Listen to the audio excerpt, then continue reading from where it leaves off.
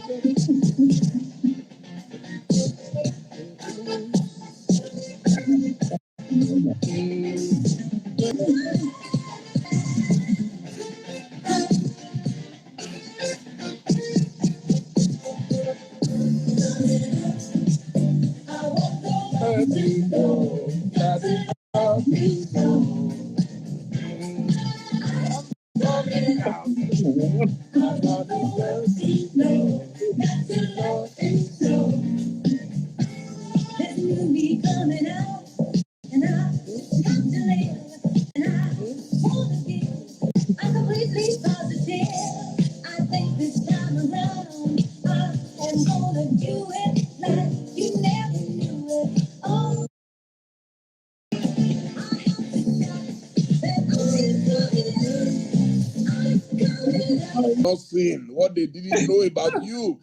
Somebody said, oh, Professor is laughing today. They think you don't even laugh. You see the myth. I think they are used to my work rather than myself. They are used to your work, so that is why today we want to make you relax. Now go to Shalama for me, a night to remember. Because I know that it rocked in those days. Shalama, a night to remember. You know what people don't know is that when I was in the first year in the university. Yes, I'm hearing you, please. I was in a club called Pioneers Club at University of Ife, and we had an arrangement with Ben Bruce. So he will bring the bands from America, and we will bring them to Ife and sponsor them in Ife and all those. I was the social secretary of that club. Wow. Well, we made a lot of money, but we brought Lakeside, Shalama, Whispers, all of them now, to Ife. I will tell you a story, a secret that you probably didn't know. I was the rain catcher. Anytime you brought those artists, I was the babalawo that they contracted. I was too young. I was just 16 or 17. Exactly. So you wouldn't know me at that time. And the last one failed me, and that was Whispers. So when you brought Whispers, and the whole auditorium, the amphitheater was jam-packed with the crowd waiting for Whispers. Then I went to the Babalawo in town, and I told the Babalawo that I have a big show, so I'd been paid. It was the late Femi Shegun who gave me the contract. So they contacted, and I said, don't worry, I have a friend in Yoruba who knows a lot about juju. And then, so they gave me the juju to go and bury in the amphitheater. Just at the appointed time, you will not believe it. I remember. I had to run away, and the students went on rampage. I couldn't show my face for days. And one of my friends who was with us in Ife at that time, Wale Adeyemo, is watching us right now. From North Carolina. What a day. Okay, so we will do Shalama. We will do Shalama now.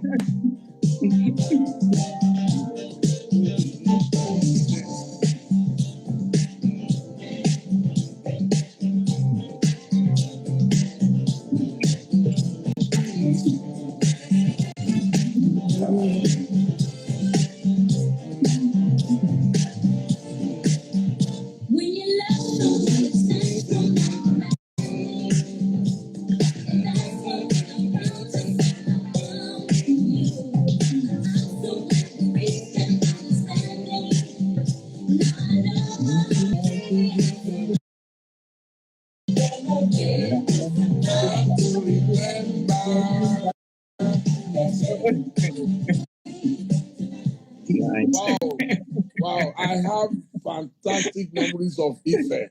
There is no way you would attend Ife and you will not have fond memories. So, definitely.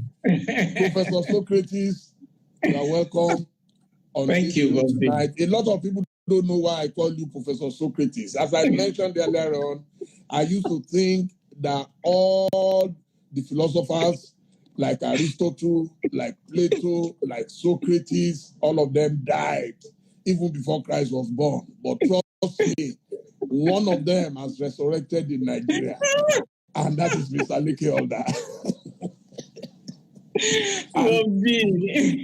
Let me tell you a story about this man that you may not know. In 2007, I think before 2007, we got for about 2 years. I was looking for Leke. I looked everywhere. I couldn't find him. Then I found him finally in 2007. And I told him, do you know how long I've been looking for you? He said, he's sorry. He's been busy. Okay, no problem. So what remarkably successful, but we needed to give back something to the society. And I wanted him to be my brain box. Me, I couldn't think like him. You know, philosophers think a lot. So I told Eternal. He said, why not? He said I should give him my vision. I did. And you won't believe it. He will pick his chalk and all that, and he will be writing on the board. He will be writing. And oh my God. And I remember Taiwo, Shibumi, and all of them at the time. That's right. Great man. And he asked me to come back for a presentation in a few days. You will not believe it. This brilliant mind, within days, designed what has become Ovation Red Carotid today. This is the man who did it. Thank you so much, sir. Thank you so much. Thank you. I cannot thank you enough because you left everything and you sacrificed everything. And we did only 2 presentations to potential sponsors. Only 2. We went to UBA, we went to Glow. In fact, before we could get to Glow, UBA already approved. That I remember the quality of Leke Alder's work. And may God continue to bless you. May God continue to bless your family. May you never lack. Too. I'm so emotional tonight about this man. So let's start from the very beginning, from your primary school. I want you to take, you are a natural teacher, you are a natural lecturer. So lecture us about the story of your life.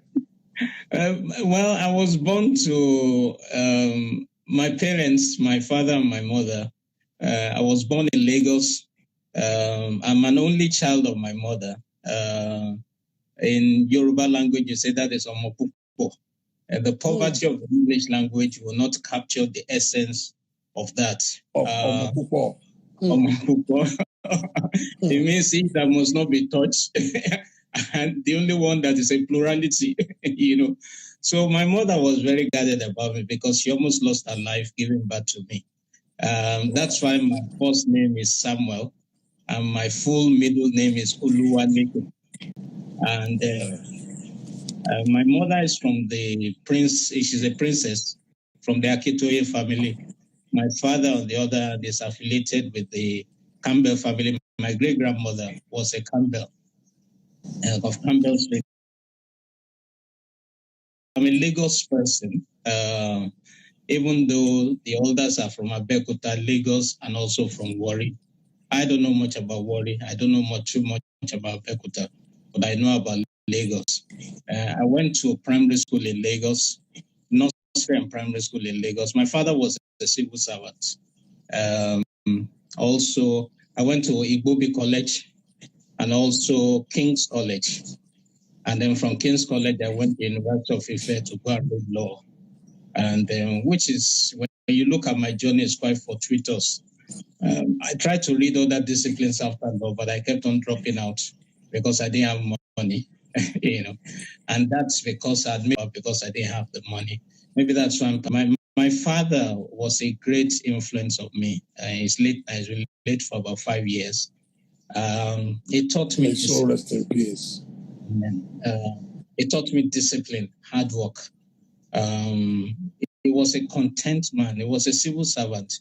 but he was a very, very good father, a very sacrificial father. I mean, think about it.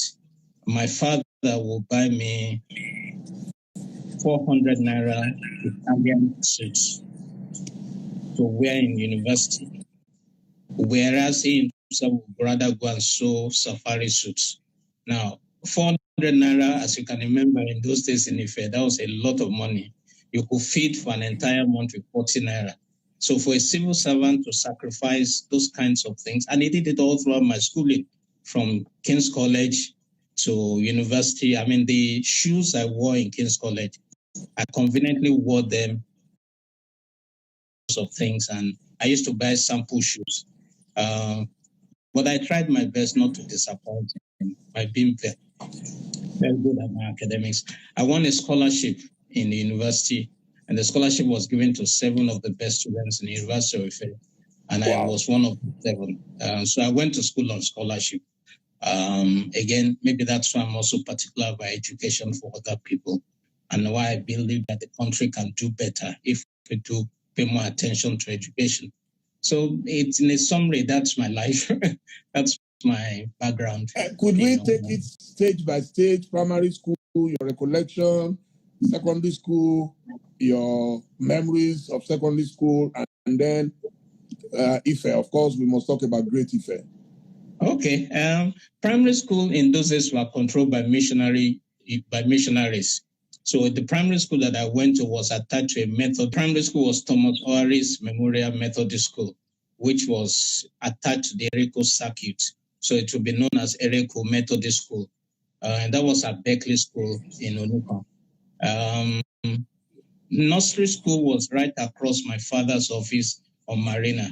It was a Baptist nursery school. And Igbobi College was quite interesting. Before I was born, my parents had made up their minds that I was going to go to Igbobi College, because generations of elders had gone to Igbobi College.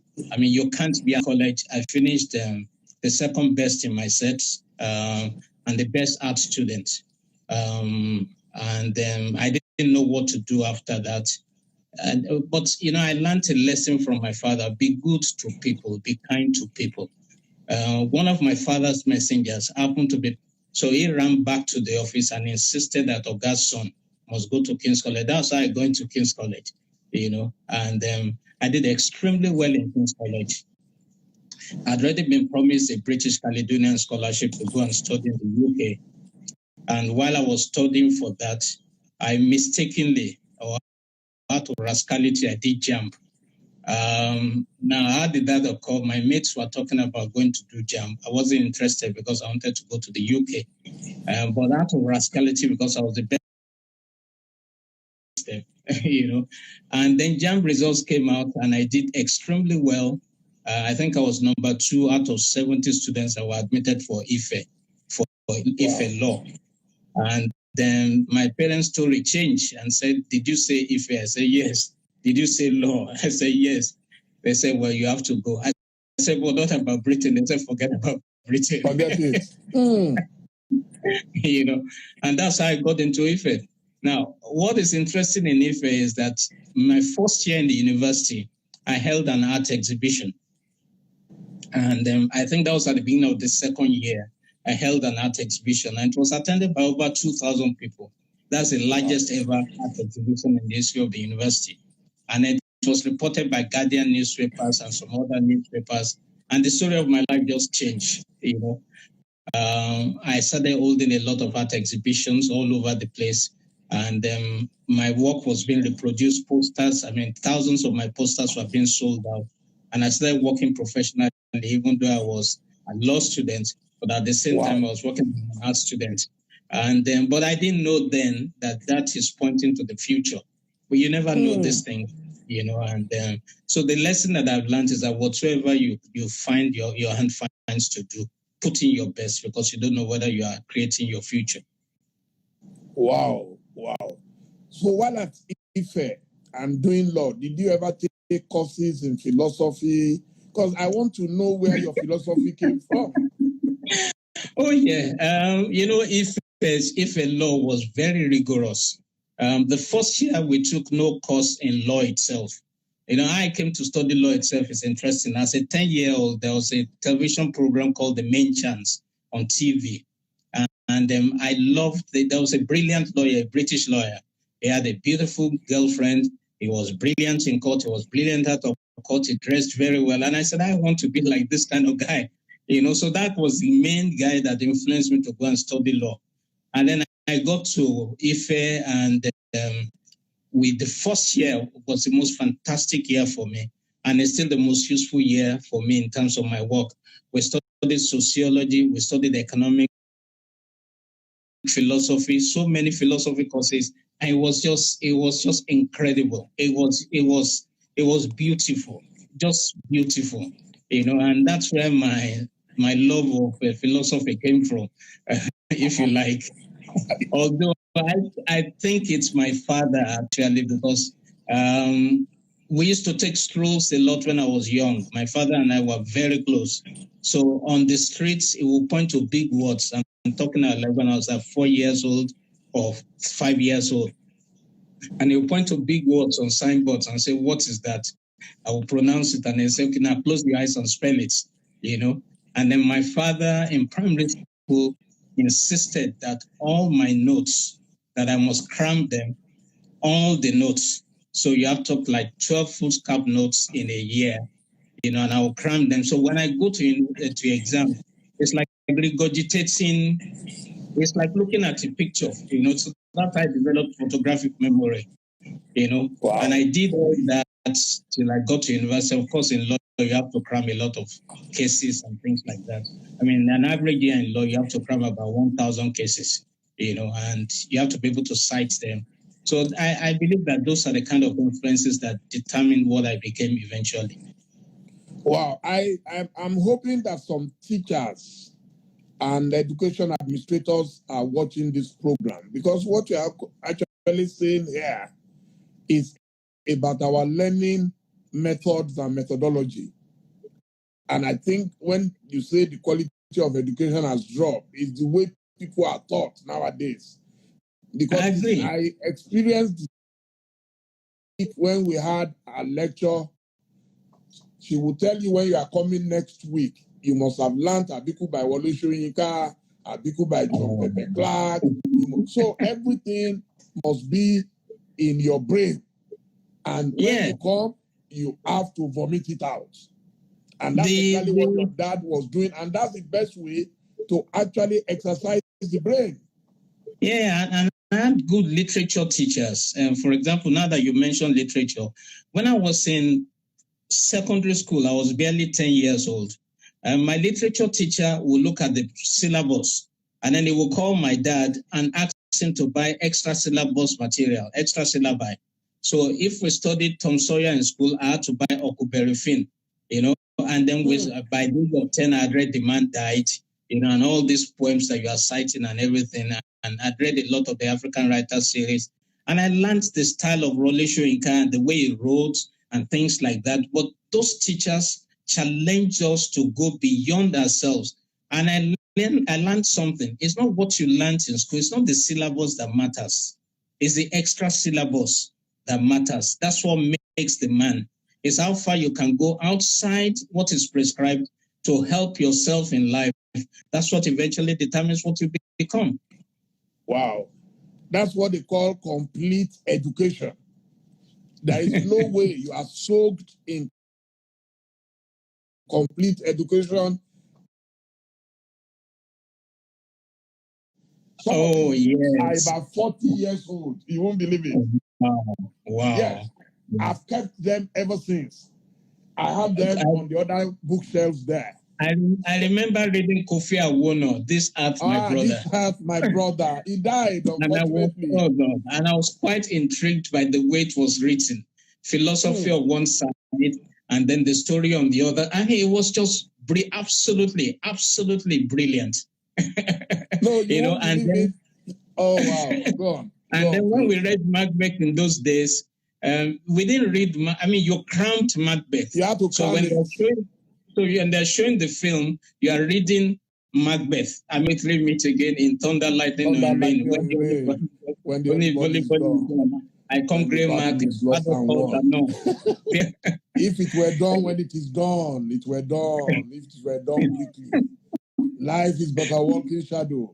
A poor play signify nothing. Since then, oh, can you believe it? Oh my God. Ah! Our students should come and watch this show. I beg. They should come and watch. Ah! Professor Socrates. Now, when you studied philosophy, which of the Greek philosophers was your favorite? Socrates. I don't know why.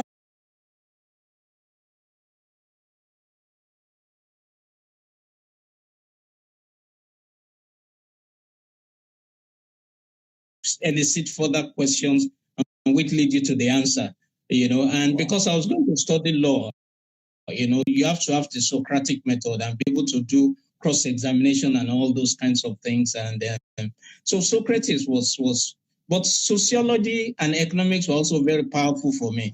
All throughout my school, I had A's in economics, and because I thought it was such a simple and interesting subject matter, and then I finished it in 10 minutes, and it was so bad that I forgot to write my name. So I was penalized 10 marks. Wow. But I still made a B plus, even with the penalization, but those were interesting days. I mean, you must love. Wow. So how come you didn't practice law? Did you ever practice law?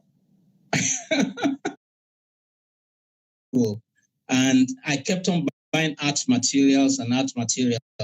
Now, my father was a graphic artist with the Ministry of Information. They were in charge of all the government. If my father were alive now, they'll be the one doing the posters, advising us on COVID-19 and things like that. So I was exposed to high-level art standards from the age of, I think I did my first professional artwork at the age of 10. My life completely changed, and after I came out of university, I tried to practice law. I mean, I did youth corps. I went to Bauchi for youth corps, but something interesting happened in youth corps, and that's where my vicissitude in life started. I had facial paralysis during youth corps, and then I could not talk, I could not smile, I could not eat properly. I could not close my eyelids, I had to shut it down. And so I had to leave Bauchi and come down to Lagos for therapy. And eventually it was God who healed me, because when I had a lot of medical friends, medical student friends. I used to go for medical things like that. And so I read myself that there was no known cause and there was no known cure.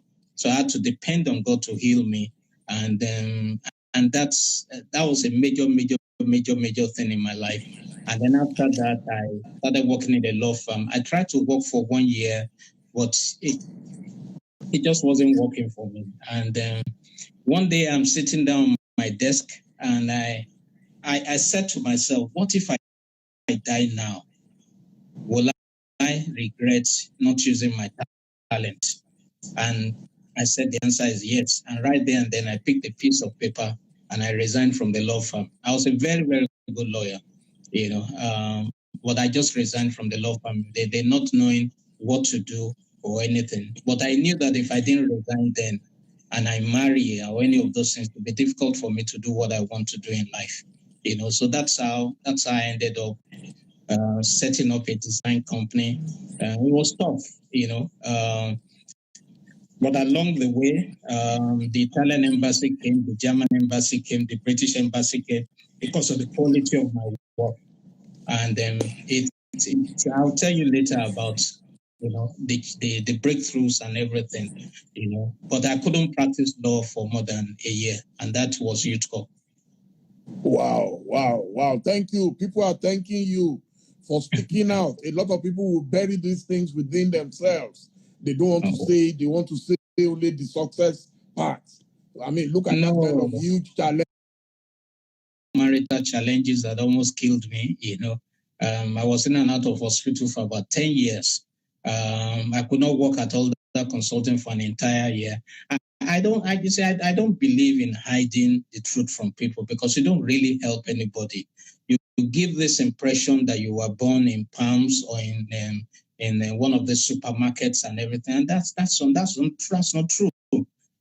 So you don't give the youths a true picture of what life is. So when trials come, they don't know what to do.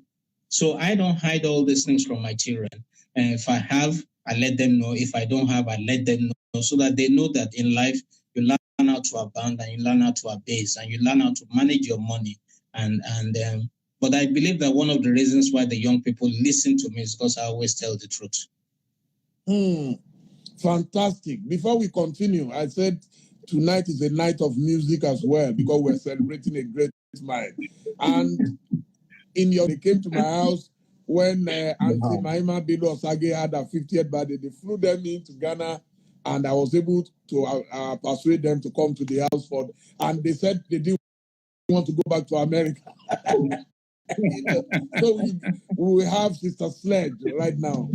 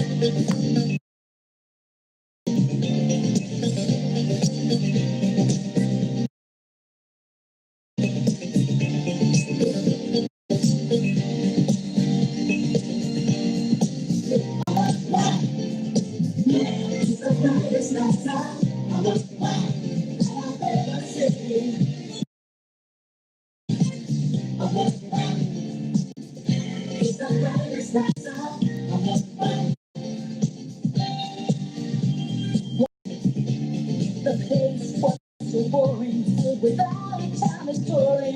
I knew that it wasn't my thing. I really wasn't caring, but I felt my eyes staring at a guy who stuck out in the crowd. He had the kind of vibe. You know, we have more for you coming. Don't worry. Now, Alder Consulting.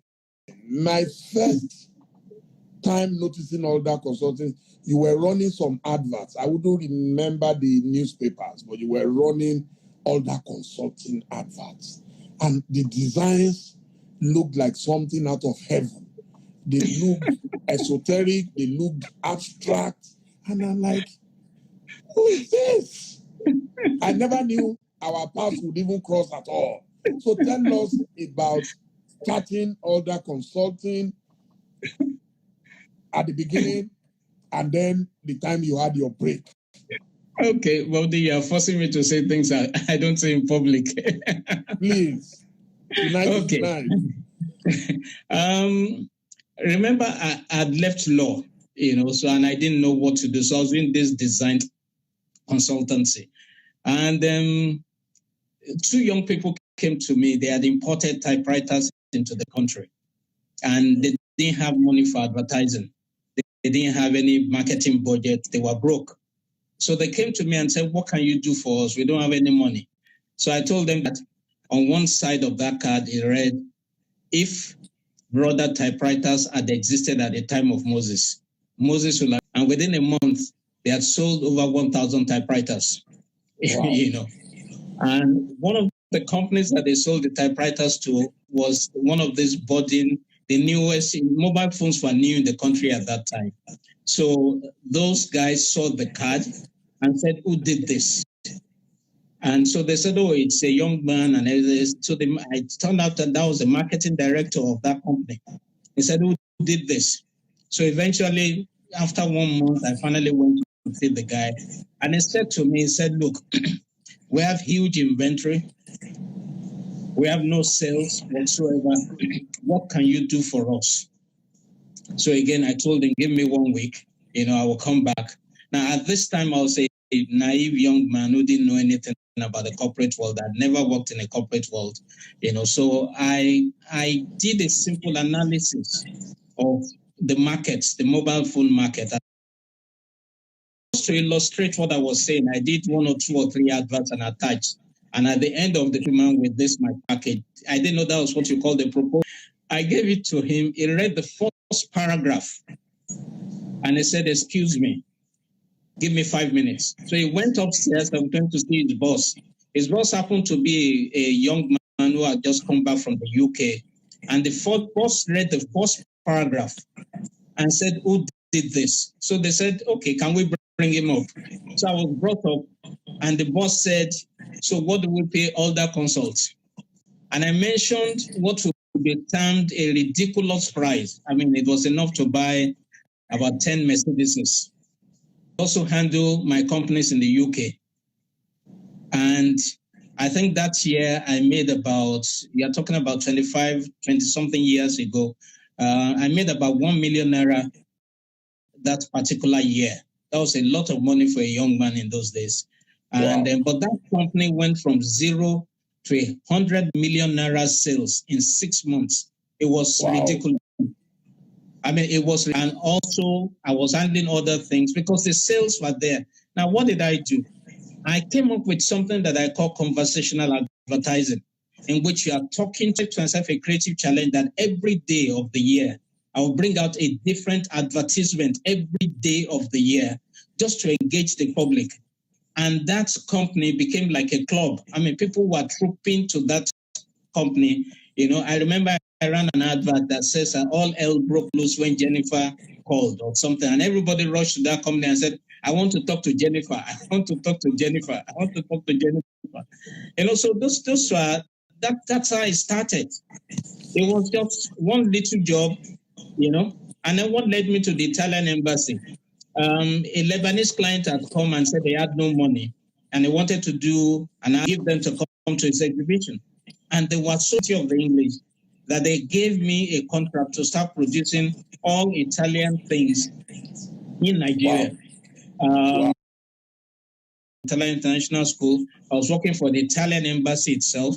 I produced all the IDs for all the Italians that were working in Nigeria and living in Nigeria. I mean, that's a lot of trust. But one thing I always did, I always delivered on my promises, no matter what it took. I remember once we were producing some things for the Italian embassy, and the job was late when I was given. But there was those were days when I used to go to Shomolu and sleep in the press, you know, just to make sure that my work is done and that it matches the standard that I wanted. And there was no light whatsoever in Shomolu. We rented the first generator, it broke down. We rented second generator, it broke down. We rented third generator, it broke down. Then, just as I'm praying, NEPA brought lights. There was just enough to power one small machine, and was bad enough, it couldn't mix ink with it. So I'll turn on the lights of my car, we'll mix the ink with the light of my car, you know, and everything, and then we'll print and everything. And the next day I went to the Italian embassy and delivered. I didn't mention to them what I had to go through. In fact, I had thought of taking NEPA from the 3rd Street to where I was. As we were on that, NEPA took light on that 3rd Street as well. I mean, those were bad days, you know. Keep your promise. That is integrity. My father taught me 2 things. Keep people's confidences, keep people's integrity, keep your integrity. You know, so those are things that have guided me, and our clients trust us that we will always deliver. Well, I don't know how you feel about this, but for me, one of the greatest jobs you ever did was with Guarantee Trust. In any work like that. Could you just tell us, you don't have to go into the nitty-gritty, just tell us about what came into your brains at that moment when you got that brief? You know, when people think about branding, first of all, people need to know that there was nothing called branding in Nigeria. There was, I don't want to go too much into that, but what had happened was that the banks were using quantitative metrics to measure their brands, which I felt was wrong, that there had to be a combination of quantitative and qualitative metrics. So we came up with something, a system of measuring the brands in the service sector, especially the banking industry, and they had just changed their logo, but they were like a minority in the market. There were other banks that were defining the market. So all we needed to do was to create a strategy that made people wake up to one morning and everybody just saw all over town these orange boxes in the middle of the streets called orange rules, orange rules, orange rules, orange rules. And everybody kept asking, what is orange rules? What is orange rules? Now, what people don't know is that it was a defensive strategy. Orange Telecoms was coming into the country at that time, and we wanted to own the color orange. So we started shouting orange rules, orange rules, orange rules. Also, we now began to define the values of the banking system with the guarantee trust values, guarantee trust bank values, just to take the pressure away from them. And also, late Tayo Adelioku, I remember meeting him at the airport, and he said, "Leke, I don't understand what you guys did," because they argued with our strategy, but I said they should just trust us. And he said, "Leke, I don't know what you guys did, but whatever it is, we're making crazy money." Wow. And it was just a fantastic job. There were many other jobs like that. It's just that we're a quiet company, and we've always just been a quiet company. Wow. No, till today, they control orange. I don't think they are synonymous with orange. Once you see orange, your mind only goes to guarantee trust. And this is something you did that many years ago. We didn't forget we did for First Bank. Our major works were with the banking sector.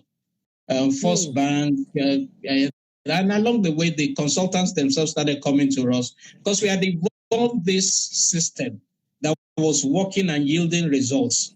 It was counterintuitive. It didn't make sense, but you have to be bold about what you know. You have to, once you are sure of what you are doing and your conscience is clear, then deploy it for your clients. And our clients were getting results, whether SMEs, whether big corporations, whether consultancies themselves departments. We've never had a signboard, all these 25 years. And then God has just been kind to us. And I've been lucky to work with loyal people who have stood with the ethos of the company and the vision of the company. And we just keep on going on and keep on putting in our best. Yes, I remember when you were on Legally Ayori Day by Jose Adeogun, that corner, and I was looking for your office. I went up and down. I didn't know where you were. And your office didn't look like an office to me. I'm like, I will tell my driver, are you sure this is the place? And then we took a risk and we asked, and then they said we should come in. Fantastic job. Fantastic job you've been doing. I mean, you have a lot of diehards like me as your fans. Anyway, another person I discovered lately is my dear sister, T.Y. Dele. Oh my God. Even in some of your pictures that I used, I had to beg T.Y. that T.Y. should send the pictures. I don't know if she's watching. T.Y. actually worked with us. She served a youth call with us. And what a wonderful, wonderful, talented young woman. She's no longer a young woman. To me, she'll always be a young woman. And she's my daughter. Wow. Fantastic talent. Another person who swears by your name is my dear brother, Teju Babyface.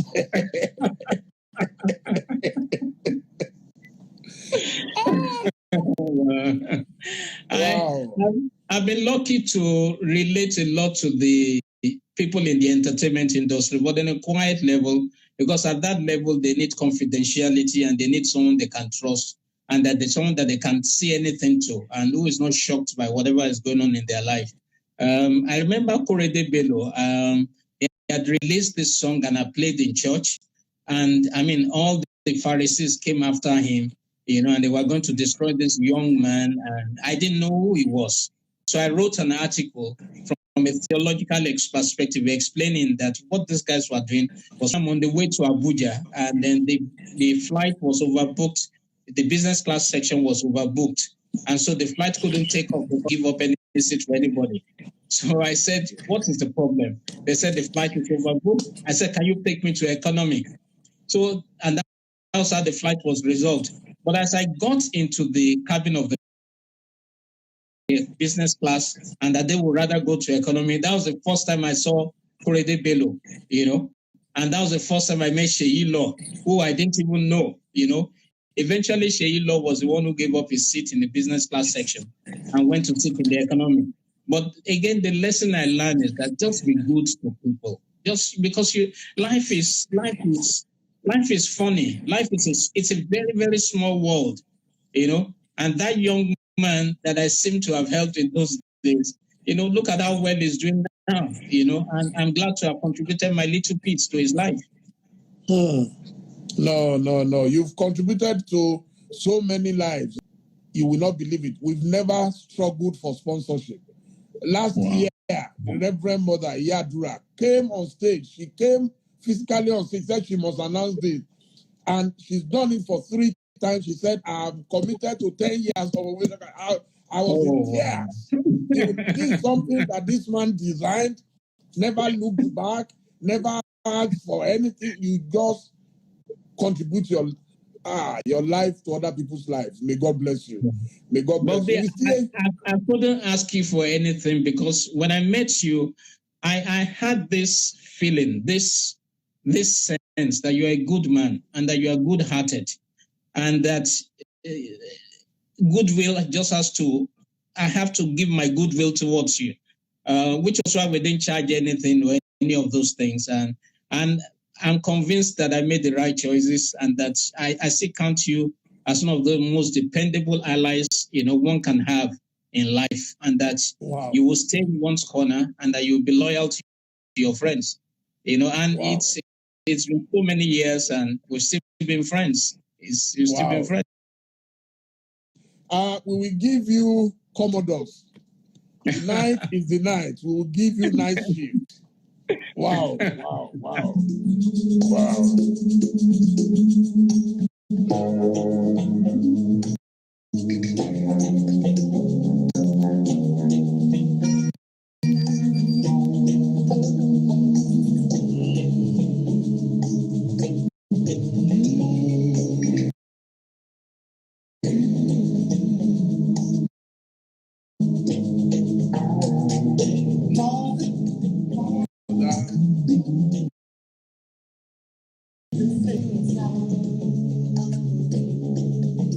It's hard in every life.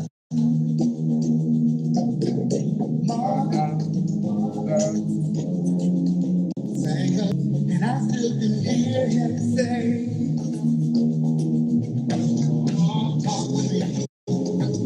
don't give me what's going on.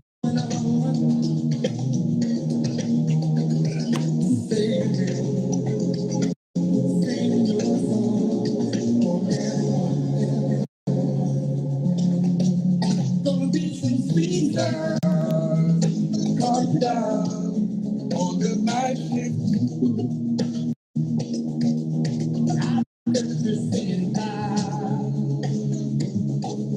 Oh, I think you will cry.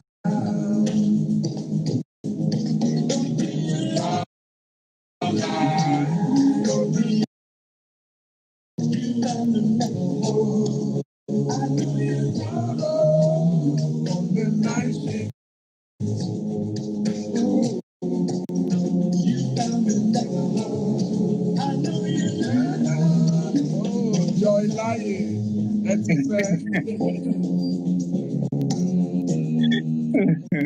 Wow.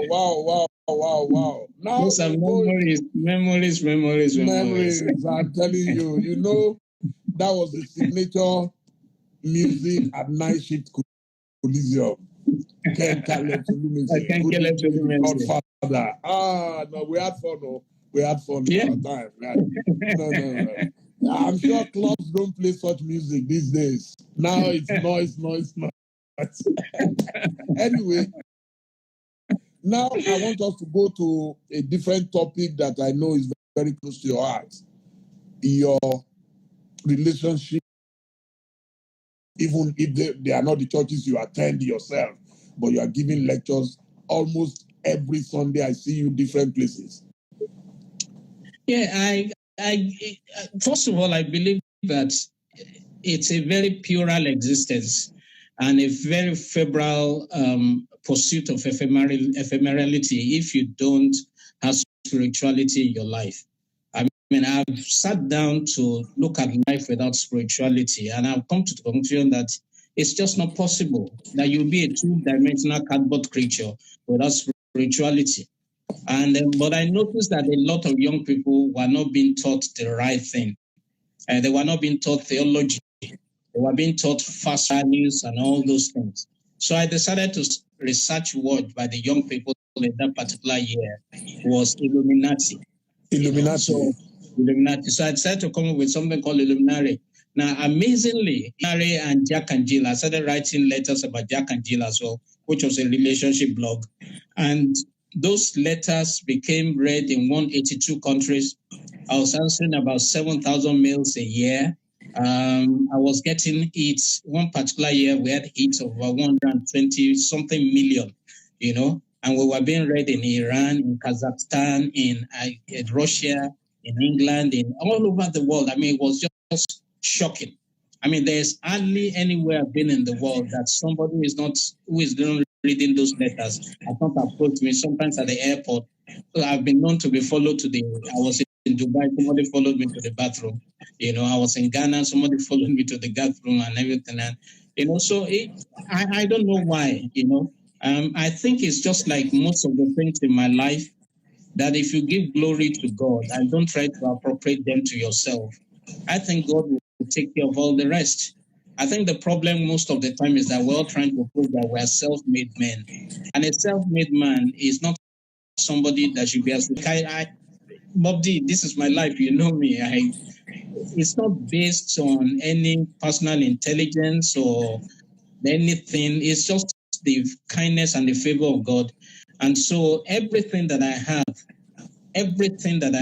is a gift. Everything is a gift. So there's no basis for boastfulness or arrogance or platform. You don't normally call people like that to this kind of platform. I mean, I'm a consultant. No, the whole idea is to promote the best brains of Africa. That's my mission. That's all. Thank you. Nobody can contradict me on this. That Leke Alder is one of the brightest stars of Africa. Nobody can challenge me on that. I can assure you. Yes. Thank you. I know a teacher must also have. In terms of spirituality, the person that has helped me the most in resolving the world and scriptures has been Reverend Chris Okotie. He's cerebral, as we well know, and is very intelligent. So his analytical posture on the scriptures has helped me to reconcile a lot of things and have an understanding of God. And based on these teachings, I'm able to do my own further exploration and go further. Another person that has influenced me is the late Ravi Zacharias. He just died. Brilliant man, extremely brilliant man, a Christian apologist. I tend to write at the intersection of the spirituality and the secularity, cross-mingling the two so that people can understand how things were in those days. For example, I will explain to young people that David was a blogger. Wasn't a psalmist. But he was also a guitarist, he was a rap player, he was a rap artist, and things like that. So the young people can better relate to him. And why am I so particular about God? Because the truth is that my life will be absolutely nothing without God. I mean, there is nothing to it. So when I say, for example, that God, I surrender all to you, I'm not trying to be religious. I'm just stating a fact. When I say that, God, you are everything to me, I'm not trying to be religious. I'm just stating a fact. It's as real to me as we're talking. And every aspect of my life, every difficulty I've had has been there with me. I mean, this was a God who followed Joseph to prison. So that tells you how far God will go with you if you want to go with him. So God means a lot to me. And the circumstances of my birth, the circumstances of my illnesses, the challenges I've faced through in life, the successes I've had in life, the fame, the material blessing, is just virtually impossible without God. Now, I'm not disrespecting other people's view of God. Some people don't believe that God is relevant, and I respect that. But at the same time, they must also respect my own experience and the realities of my life. Wow. Wow. Now I will match the next two questions I have for you. I'll match them. You are a world traveler. We share that in common. Yes. All my travel tickets, the stops, and you came about that idea, but it was presented to me in the office. Can you tell me about your world travels and your passion for photography? It's interesting. Along the way, I have a foundation. That foundation supports 9 orphanages and also offers scholarships to many people quietly. And the camps, and we feed the poor and those that are destitute. Every month we do that. So if you work at all that, that's part of your regimen. You have to participate in that program. But I wanted to find a way to help the less fortunate. So I decided that when I travel, that I would take photographs from all over the world, and I'll hold an art exhibition. And when I hold the exhibition, I'll call my friends and those that are very successful. They will buy the paintings and the artworks and the photographies, and then we plowed back all the money. We never took one kobo out of the proceeds. So we've been able to make sales of millions and millions. But it's funny that all that came from a tragedy. I had been in a very, very difficult marriage, and I needed to travel just to get well. And so I needed to be traveling the world. My doctor recommended travel and things like that. So as I traveled, photography made it easy for me to be able to deal with the difficulties I was in, and I was taking all those photographs and all those. And when I come back, we'll develop the photographs and everything. So when you combine my passion for arts and photography, the question is, what do we do with this talent? And that was how we started using it to raise money for the less privileged and for orphanages, which we've done for so many years now and continue to do. You become. Can you tell me some of the places you've been and the education you brought back? Well, I don't go to places because everybody goes there. For example, I once went to Bilbao. Bilbao is somewhere in Spain, but the reason I went to Bilbao was because of the museum there. So even when we plan family itinerary, the first thing that my wife makes sure that is on that itinerary is a visit to a modern art museum. So I go to such places.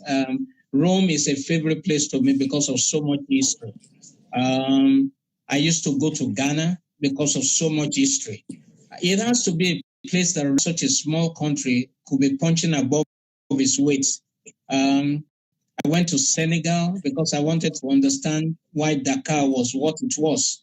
And so many places. I mean, I've traveled to China about 3 times. And when I got to China, I got to learn about world views, how they see black men. As at the first time I went to China with my colleague, we went on work. Sometimes my work takes me to all these other places as well. But some of the people had never seen a black person. I mean, it was shocking. This was like 18 years ago. Wow. And it was really, really shocking for me. And their views of blacks and everything was a bit disturbing for me. And I lost a camera in China, a $10,000 camera, But they say the more you travel, the more you see other perspectives, and the more you learn to respect people's cultures and worldviews, and to know that your European American perspective is not the totality of the world, and that you must respect other people's views, you must respect other races, you must respect other people's perspectives and cultures. And I've only come back enlightened, and that's made me a global citizen. And if you don't have money to travel, I always tell people, read magazines. It's the cheapest and fastest way to travel. Read books. When I read Kofi Awono, My Family and Other Animals, I had been to Greece in prime Greece. I understood their pride. I understand. I mean, this was the land of Pythagoras, Archimedes, and all these people, and things like that. And I went to the Acropolis and all those places. It can only enrich you.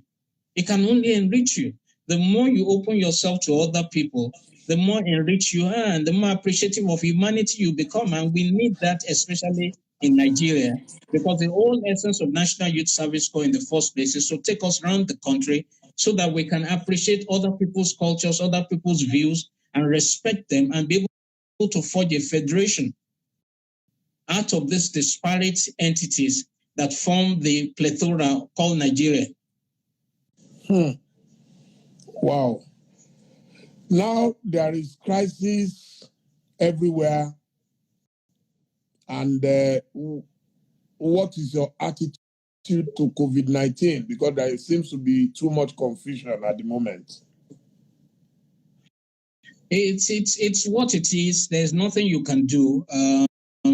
What I advise businesses is that they have to adopt a strategy of REC.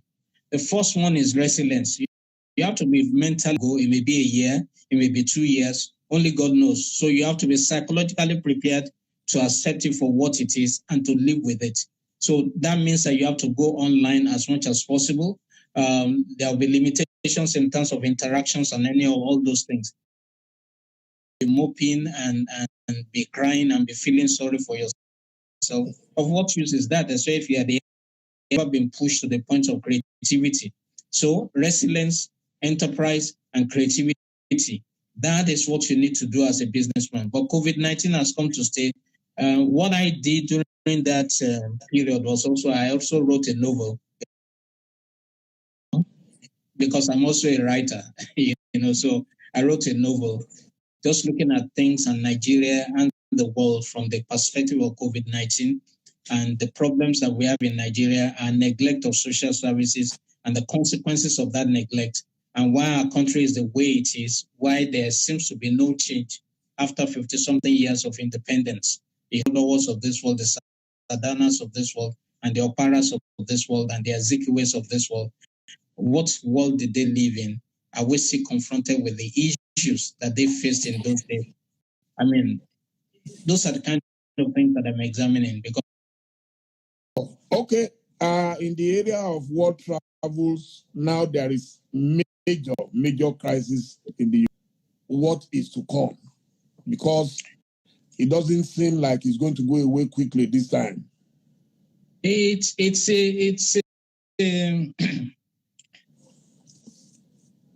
always tell people that intelligence is not based on the coloration of your skin, and that all good and perfect things don't come from abroad, they come from above. When you don't accept the sacredness of life, when you don't accept that God has created everyone equal, you are bound to keep on having this kind of problems in which a man with impunity can take another person's life in broad daylight and with so much impunity. And the question that America is faced with is the question of the sacredness of the Black life. And it's a question that will continue to haunt America for some time. The sacredness of life, You can't genocidally approach a whole race of people with a philosophy of insignificance. You can't approach a race of people with an eradicative mindset. It's not possible. The Blacks are here. America is what it is. Face it, history is history. Because there are wonderful white people in America. I met several, and most that I know are not racist. But they are just those bad eggs, they're just so bad eggs who can't accept. It's like the same problem we had in South Africa and still have in South Africa. It's going to take time. Some people are wired genetically to see the Black man in a particular way. To fake $20 bill, even if, how does a man lose his life over a fake $20 bill? which some now contend is not even. The next topic, we will play action.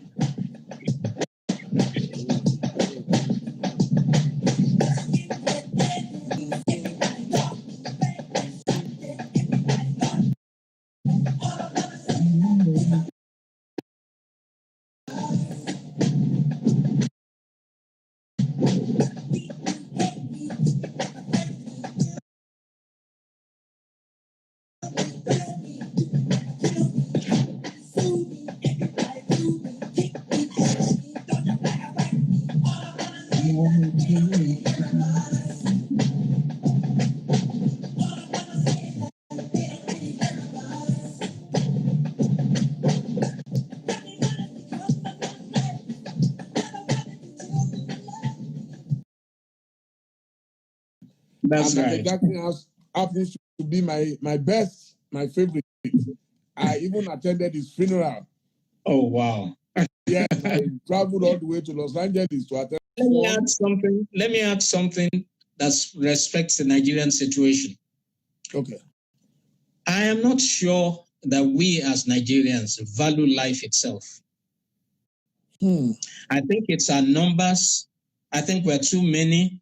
And so when we lose one or two, it doesn't matter to us. We don't care. We don't care. So, and perhaps that occurred when we started shooting people at the bar beach in broad daylight, and therefore impacting the psyche of the people not to see the sacredness of life. Perhaps. But that's even extremity. What I'm particular about is the potential in the life of a young man or woman. Take a small child that is born. A nation has to look at the potential of that life and invest appropriately into that life, because if you value that life, you will make the appropriate investments. And I'm not sure we're making enough investments in the lives of the average Nigerian. So as we are pointing fingers at America, we should be pointing fingers at ourselves as well. It's not about whether somebody is dead physically. The question is, are they virtually dead by virtue of underdevelopment or under potentiation or under investment? We need to pay more attention to social services. We need to pay more attention to safety. We need to pay, our society is too power defined, where might is right and where uniform gives you enormous rights and privileges that shouldn't be.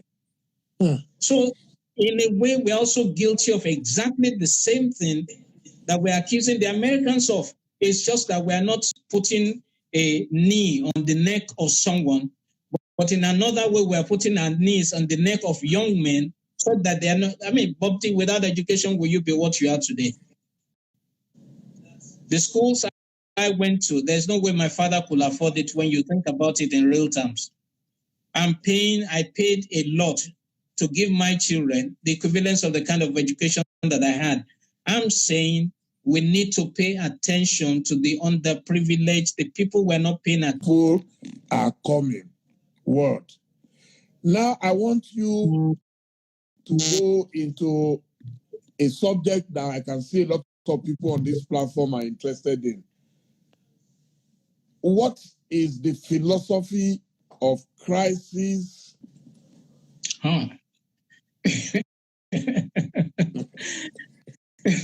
This is where it starts, Bob D.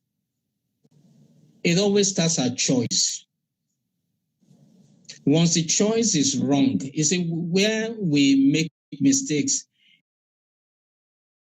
chances are that the marriage will go bad. And how do we get choices wrong? By concentrating on only ephemerality, like the physical dimensions of a woman, or only on the material acquisition of a man. That is the easiest way to get things wrong. Whereas the things that really, really matter are character, not the personality. Personality is for friendship. It matters. All those things matter. I'm not saying the physical doesn't matter, but once your parameter of choice is wrong, you are going to get into trouble. The sexual medium, then there's nothing left again. Bobby, you've been married for so many years. you and I know that what sustains marriage is friendship. If you cannot be friends with someone, if you cannot stay with someone for long without fight, without dissimulation, and all those kinds of things, then you are going to have problems in marriage. So I found that choice is where the problem starts. Get your choice right, and it's easier from going forward. Now, some have made wrong choices. So the question is, what do you do? Well, you make the best of what you can. Both of you should sit down as adults and work out the compatibility issues, because people think it's so easy to get out of marriage. They don't know that marriage is costly to get out of. At one end, you can never come out of the other end the same. It's not possible. That's why some people end up never getting remarried. That's why some people end up being so bitter. Even if you look at our parents' generation, you find your parents still complaining about your mother, what your mother did in 1952, 1942, because there's so much bitterness about marriage, because marriage is so there has to be compatibility. There has to be love. I know people don't pay attention to love, they only pay attention to emotional love. But there are two dimensions of love. There's emotional love. There's also duty. They will not respect you. So those are the things that I think a lot of people need to pay attention. I tell people, if you don't have a job, don't get married. Not because your wife doesn't love you, but because when the pressures come, you are going to lose the respect that you need as a man. You are going to lose your self-confidence as a man. You don't have to be a millionaire. That's not what I'm saying. I'm just saying sacrificing, which is very important. As a woman, you got to love this man, because if you don't love a man, it's a very, very thin line between love and hatred in marriage. Wow. My respect for you quadrupled. It didn't double, it didn't triple. It quadrupled when I saw the way you handled the crisis of your previous marriage and how you were able to remain intact with your children. How did you manage that? Well, first of all, it was an extremely, extremely traumatic experience for me that lasted over a 10-year period. I was in and out of hospital for 10 years. I mean, my doctor had a permanent suite in the hospital for me. And every week I was admitted, or I was being flown abroad, or my blood samples were being flown abroad and things like that. But I did not know what the problem was. And the other party could not understand what the problem was. But later I realized that it looked as if we succeeded too fast, and she just couldn't handle that. I'm trying my best to try and understand whatever might have gone on with her. And because when I asked her what the problem was, she said I was a problem. Now that's an insolvable problem. How do you solve that kind of problem? But up till now, I don't have any bitterness. I don't have any hatred. I don't have any malice. I tell the children, the Bible says you should honor your father and your mother. So you must honor your mother, no matter how you feel about her, no matter what you feel she has done or whatever it is important to me. And I don't know, you don't look back and regret. I made up my mind for a long time, for example, that I will never even say a word to anybody, and that I will bear the recrimination. I mean, it's not funny when you're on the front page of City People twice, center spread of Punch, center spread of This Day, you're on radio, you're everywhere. But I bore it with equanimity, because I understood that is life, and that's the way life will be. But what was important to me was moving forward and making sure that I'm not a bitter, angry person who is holding grudge against somebody. I don't hold grudges. I don't believe in grudges. I also wanted to make sure that my children are okay emotionally, and so that they don't carry such bitterness into their such experiences that I couldn't work it out together, and that's it. And I kept on, even without any courts ruling or any of those things. I kept on supporting my ex-wife and her family. And even after we separated, I kept on sending money to her mother in Ibadan. Every month, exactly the same amount of money that I gave my father and my mother. I kept on doing that for about a year, even after we had separated and things like that. And then I've done what I could for her. Now, whether she accepts that or whether she feels that that is enough, that's another thing entirely. But I don't know. Life is what it is. And anyway, God has been kind to me. So why will I hold a grudge against anybody? I don't have any scintilla of grudge whatsoever against her, even though she put my life through hell. Wow. Well, I'm happy that I witnessed a happy day in your life. And I feel eternally grateful to you for that invitation of life. How did you plan such a fantastic, a fabulous wedding? Well, I'd met this wonderful woman, which is quite funny, so I'd gone through all those experiences and then from home to church. That's all I did for 2 years. And then I went to England, and one of my staff had met this wonderful and beautiful. Before I came back from England, it turned out that she was a brand manager for our corporation. And so she gave us a job. And after she gave us a job, I came back from England. It seemed like a straightforward job, but there was a problem on the job and I couldn't locate what the problem was. So I called the meeting in-house and I tried to find out what the issue was because I wasn't even directly involved in that job. They couldn't tell me what the issue was. So I said, okay, let me meet the brand manager to get a sense of what the problem is, so that I can meet the MD and we can resolve it CEO to CEO. And then she came in and she seemed like such a fair and simple person, very fair. And I listened to her. So I said, okay, organize a meeting between me and your CEO. And so she went back to the CEO. Later, I will later learn that the CEO actually told her she must come and fight us. But she said, no, I'm not going to. So she went back to the CEO and said, that the CEO of that company is such a wonderful person. Now, I didn't know it then, but I later learned. She said I was the first executive that she was meeting who never hit on her, never tried to date her, never told her, oh, you look beautiful, or any of those things. And that she was just wondering that, is this guy normal or is he for real?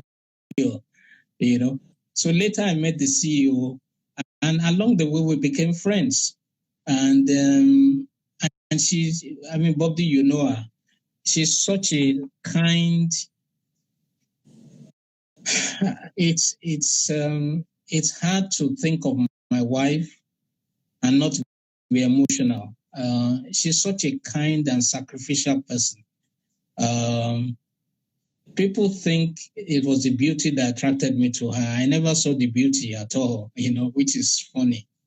God can hide things from you. I never saw that she was beautiful until after we finished the engagement, which is strange. This noise about me, and I like quietude. So, which was why we had to get married out of the country, and we chose the end of France. But because of the kind of person that she is, I wanted to give her such a beautiful wedding. So what we decided to do was to make it a small affair and call people like you who we consider friends and family, about 20 people, to France. And it was such a beautiful wedding, such a beautiful wedding. And I thank God forever that I met this woman in my life, forever. Wow. No, that was my best trip. I've been to Paris, to France so many times, but that was the first time I was sleeping in a chateau. It was absolutely fabulous. Now, Bobby, you're leaking my secrets now. It was so. It was so nice. We So wanted nice. it to be an exclusive wedding, and we didn't want something that you can't chance upon it. So it took a lot of meticulous planning because we didn't want the press to even know that we were getting married. For the first time, you refused. I couldn't use pictures. I was so angry. I still feel bad that I did that to you. Well, thank you for obliging us. You kept apologizing, but please understand. I said, no, how can I be in the place? Ovation would not. And what was wonderful was that my daughter was the chief bridesmaid and my son was the best man. That's what got me, that your daughter agreed to be the chief. They know the truth and they know their dad. And then there are challenges in life. Sometimes people just can't handle the blessings that God gives them. I had nothing, absolutely nothing. I started Alder Consulting with 17 naira 50 kobo, and God has been kind and gracious to us. But she just couldn't handle the fame and the success and everything. It was just difficult for her. I don't know why, but some people just can't handle certain things. And it was just so difficult for her. And she made my life. Pray for poverty. Wow. You can't repudiate the blessings of God on your life. And the fame and everything, and God knows I don't cut it. And I'm very reticent and I never see my children use their surname. No, my wife doesn't even use her surname on social media. We're that quiet, and everything. But this is what God has given us. And it's not meant for us. It's meant to inspire other people. We thank God always. Oh, my God. We've spent 1 hour, 25 minutes. I think I should allow you go back to Madam now. I've made you to reveal too much. Name is never complete until I add to Socrates. My warmest regards to your wife, to your family. God bless you all. But we play yet another music by popular demand this time for you and Madam. Thank you so much.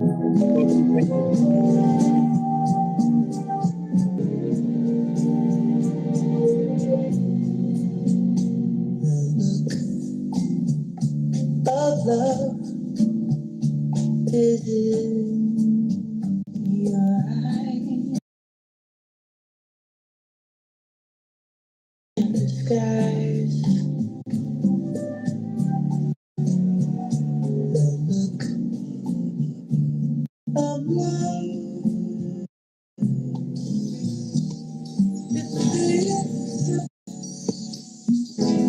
We thought we should give you a homemade,